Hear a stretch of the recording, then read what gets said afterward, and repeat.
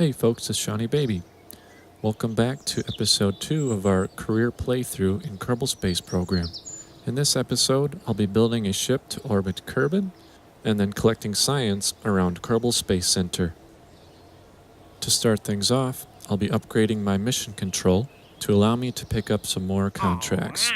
Since we're orbiting Kerbin, we may as well pick up the Orbit Kerbin contract. Now let's head over to the vehicle assembly building and build our ship to orbit Kerbin. Since we haven't upgraded our launch pad yet, we only have 18 tons to work with. So we'll have to keep our payload light. I'll be bringing along all the science equipment I have available to collect science in space. As you can see, we've already added our mystery goo containers, the thermometer and the barometer, and the radial mount parachutes like we had before. But this time we'll have to worry about re-entry, so I've added a heat shield to keep us from burning up in re-entry. I've added a Terrier engine to our upper stage since it's really efficient and we don't have much fuel to work with. For our launcher stage, I've added a swivel engine and a few FTL 400 size fuel tanks. And lastly, I'm adding a couple radial mounted Hammer solid rocket boosters to help punch us through the lower atmosphere. Now you'll see that we've exceeded our threshold of 18 tons, so right now I'm just making a few tweaks to get us underneath that. I ditched some fuel in our lower stage, and I've also removed the monopropellant from our crew pod and a little more than half off of our heat shield. Every little bit helps. A couple nose cones and some basic fins for better aerodynamics, and we're almost ready to launch here. Time to double check our staging to make sure we don't have any misfires, and we'll quickly save this so we can load it up again later, and we're ready to go. To start off, I have my thrust at 0 so I can let my solid rocket boosters do the heavy lifting. We want to stay at or below 300 meters per second, under 10 kilometers, to maximize our fuel efficiency. Keep an eye on the atmosphere gauge at the top so you can get an idea of the forces we're working against. We've almost depleted our solid rocket boosters, and I set my thrust to 100% right before they run out. Now I'm going to ease back on the thrust so we can avoid fighting against the atmosphere and then back it down until the air ripples around our ship dissipate. Once I hit 10 kilometers, it should be safe to go back up to 100% thrust. Once above 10 kilometers, I'm going to start pitching east until I hit about 50 degrees. Make sure not to pitch too fast, or you could find yourself spinning out of control.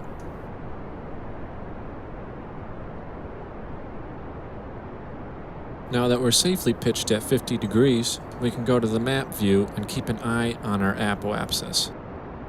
I'm turning on stage view now so I can only see the fuel that I'm using in this stage. Right before our apoapsis reaches 60 kilometers, I pitch all the way down to 0 degrees. And then we'll keep burning at 0 degrees until we run out of fuel in our first stage.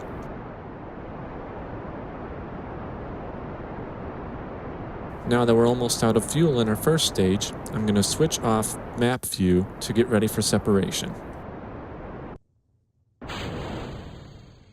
Our Terrier engine doesn't perform well in the atmosphere, so I'm time warping until we get up past 70 kilometers to maximize efficiency. And now that we're in space, I'm going to start collecting science. You need about 2250 meters per second to orbit Kerbin.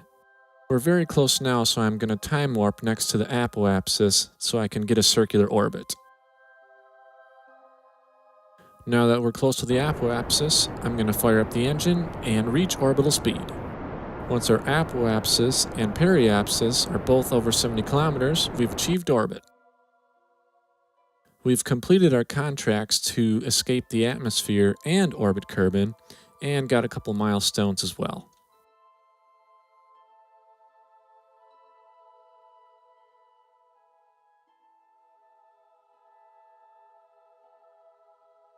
To deorbit, we simply aim retrograde and fire our engines until our periapsis is lower than 70 kilometers. Since our periapsis was just over 70 kilometers, it shouldn't take very much. I'm going to burn the remainder of my fuel and then ditch that and prepare for descent. During re-entry, we'll want to point retrograde the entire time so we don't toast any of our science equipment. You can safely time warp until you start seeing flames of re-entry.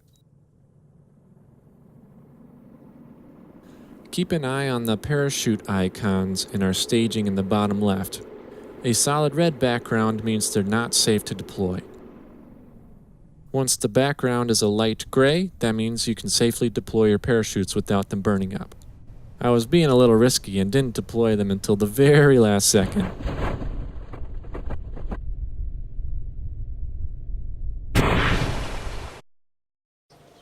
After returning from an orbital trip around Kerbin, Jebediah has leveled up, which now allows him to aim prograde and retrograde in future missions.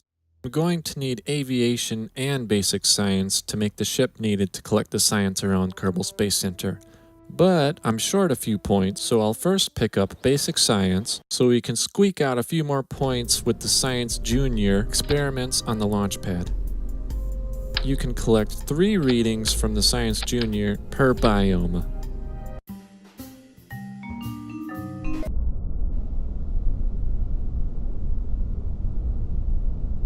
There we go. That was easy. Now it's back to R&D to pick up aviation.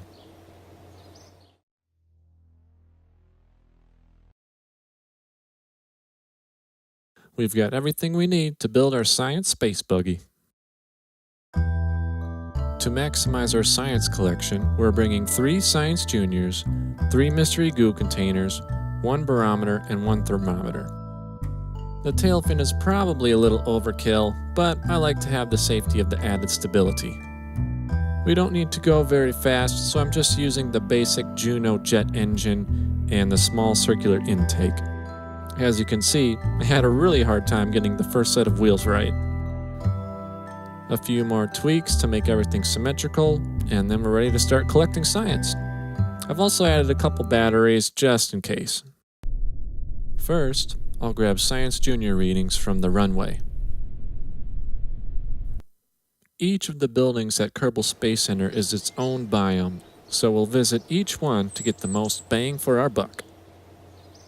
Looks like we got a little extra cash and science for orbiting earlier.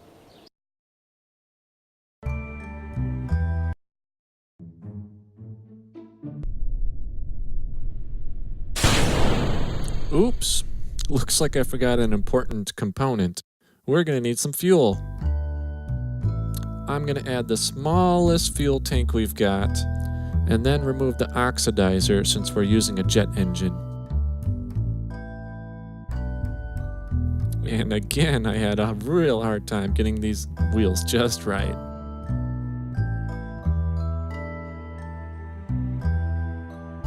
There's not much left to say here, so I hope you enjoyed this little montage I put together for you.